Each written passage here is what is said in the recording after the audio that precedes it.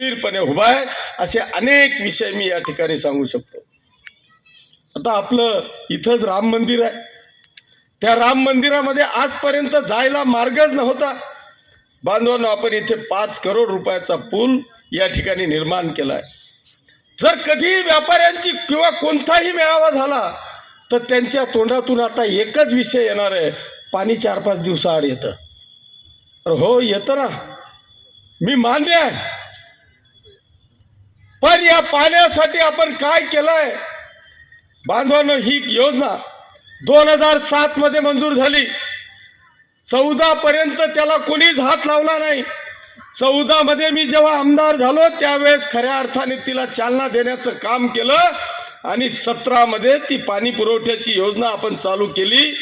पण त्यावेळेचं 7चं पॉप्युलेशन या शहराचं जर पाहिलं तर मला वाटतं 50,000च्या वरती नव्हतं, मतदान 25,000च्या वरती नव्हतं। 17 मध्ये ती योजना आपण मी आमदार झाल्यानंतर कार्यान्वित केली। आज ती योजना, तेव्हाचं पॉप्युलेशन आणि आताच्या पॉप्युलेशन मध्ये जमीन आसमानचा फरक झाला, म्हणून दुसऱ्यांदा योजना मंजूर केली। पण केटीवेर तेवढंच आहे, आपली पाणी साठवण्याची क्षमता तेवढी आहे। म्हणून बांधवांनो, 350 करोड रुपयाची पाईपलाईन आपण डायरेक्ट गिरणा धरणातून पाईपलाईन करून पाचोऱ्यापर्यंत पाणी आणण्याचा प्रस्ताव हा अंतिम टप्प्यात आहे। मी आपल्याला खात्री देतो की येणाऱ्या वर्षभराच्या आत 100% पाणी पुरवठ्याची योजना थेट पाईपलाईन या पाचोरा शहरात येईल आणि फिल्ट्रेशनचं पाणी या पाचोरा शहराला 24 तास मिळेल, अशी व्यवस्था आपण त्या ठिकाणी करतो।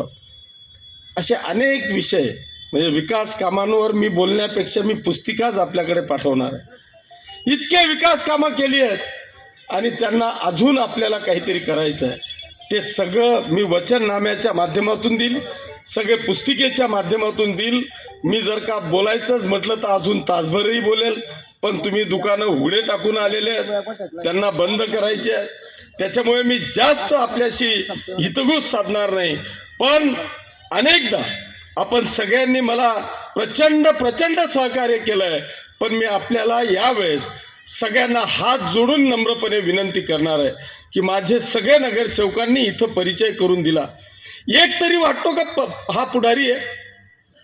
अरे, हे सगळे तळागाळातले कार्यकर्ते आपण जीवाभावासारखे जपले आणि यांना पुढे नेण्याचा प्रयत्न आपण बांधवांनो या ठिकाणी करतोय। माझ्याकडे अनेक पुढारी येतात ना, ते म्हणतात किती पैसे पाहिजे, मी देतो, फक्त मला उमेदवारी दे। पण मी बाळासाहेबांचा शिवसैनिक आहे। बाळासाहेबांनी पहिल्यांदा निवडणूक आयोगाने, राज्य सरकारने असा निर्णय घेतला होता की हा नगर पालक आहे, पण तेव्हा बाळासाहेबांनी याला विरोध केला होता, या वाक्याला विरोध केला होता की हा नगराचा पालक होऊ शकत नाही, याला खऱ्या अर्थाने जर का नावच द्यायचं असेल तर नगरसेवक करा, त्या नगराचा तो सेवक असला पाहिजे। आणि बांधवांनो, तेव्हा नगरपालकाचं नाव बंद करून हे नगरसेवक झाले। आणि आज मला अभिमानाने सांगावंसं वाटतं की इथे मी उभे केलेला प्रत्येक उमेदवार हा तुमचा सगळ्यांचा सेवक म्हणूनच काम करेल, अशा पद्धतीचे उमेदवार। आता आपल्याला पालकाकडे पाहायचंय का सेवकाकडे पाहायचंय, हा खऱ्या अर्थाने आपल्या सगळ्यांचा निर्णय आहे।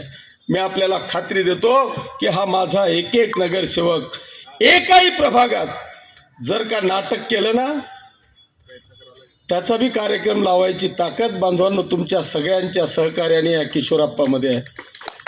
त्याच्यामुळे प्रत्येक नगरसेवक हा सेवकासारखे तुमची सेवा करेल, अशी खात्री मी या ठिकाणी आपल्याला सगळ्यांना देतो।